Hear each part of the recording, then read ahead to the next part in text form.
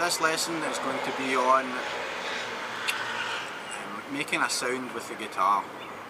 The guitar is basically just a piece of wood with some metal strings on it, or nylon strings, and what we want to learn first of all is how to make a sound with it.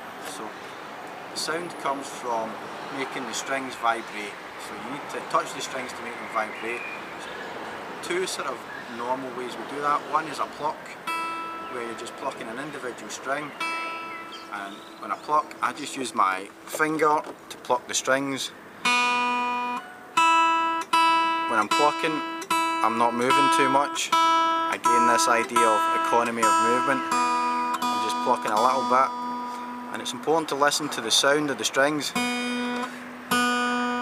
You're trying to get every note to sound sort of similar, should be the same volume most of the time, unless you want it to be louder. So you don't want to hear one really loud, one really soft. Try and get consistency, and you don't want to hear, or you don't want to hear anything like that. You want everything to be sort of the same volume.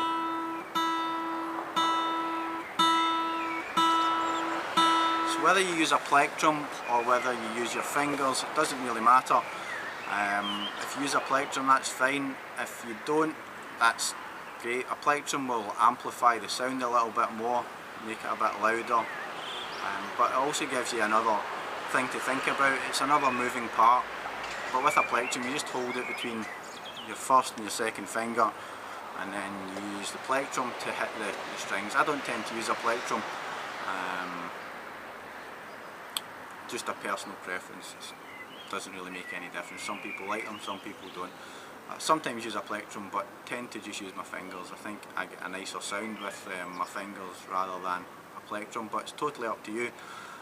So that's one way you make a sound with the guitar, by plucking the strings. The second way is strumming. So basically strumming is just whereby you hit all the strings or a group of strings at the one time. So just demonstrate a strum. What I do is I rest my hand on the string that I'm going to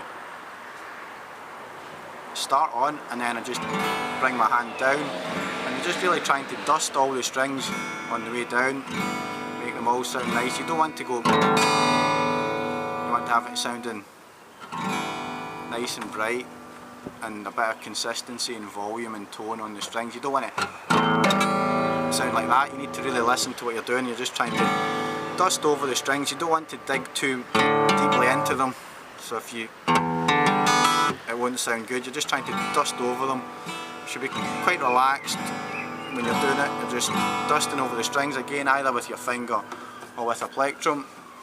It doesn't really matter, it's just personal preference.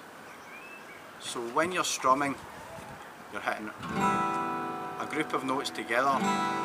One thing to remember when you're strumming is it's a mechanical motion. So what happens is, as you start to strum, you generate power from the wrist movement or the arm movement. So what happens is there's friction. So as you go down, your hand can decelerate a bit and lose power. So you want to follow through with the strum. You don't want to lose power as you go down, so you want to accelerate through the strings, and you want to get to a point where it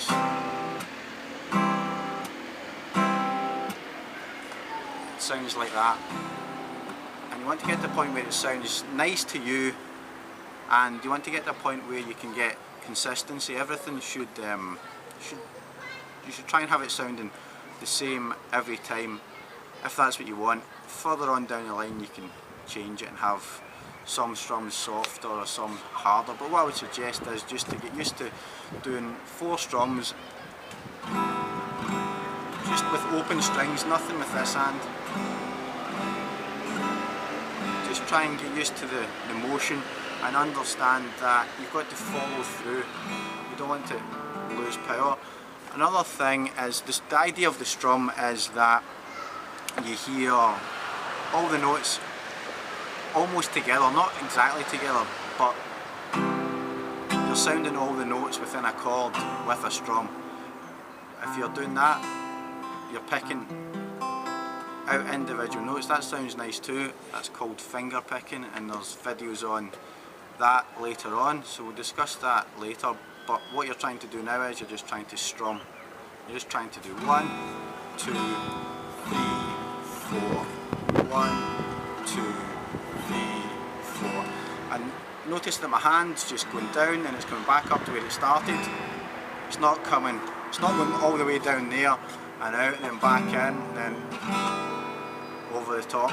You don't want that. You just want to keep your movement to a minimum again. Again, economy of movement comes into this quite a lot. The less you move, the better it will sound, and the less you move, the less mistakes there will be.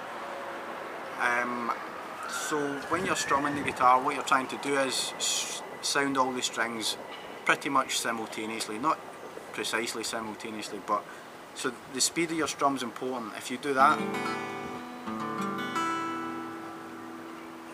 it's not really a strum, it's more sounding the individual notes. So the faster you strum,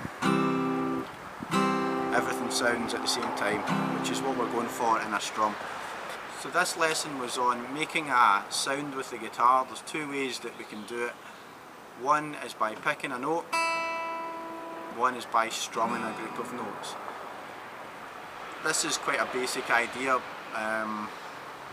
but it's something that a lot of people don't teach. It's one of the things that a lot of people just assume that's so basic that they don't do any lessons on it. But I think it's quite important to get the basics sorted out first, and then we can work on them. So just have a little think about how to make a sound on the guitar. Two ways to do it, as I say. One is by plucking, one is by strumming. So this lesson was how to make a sound on the guitar.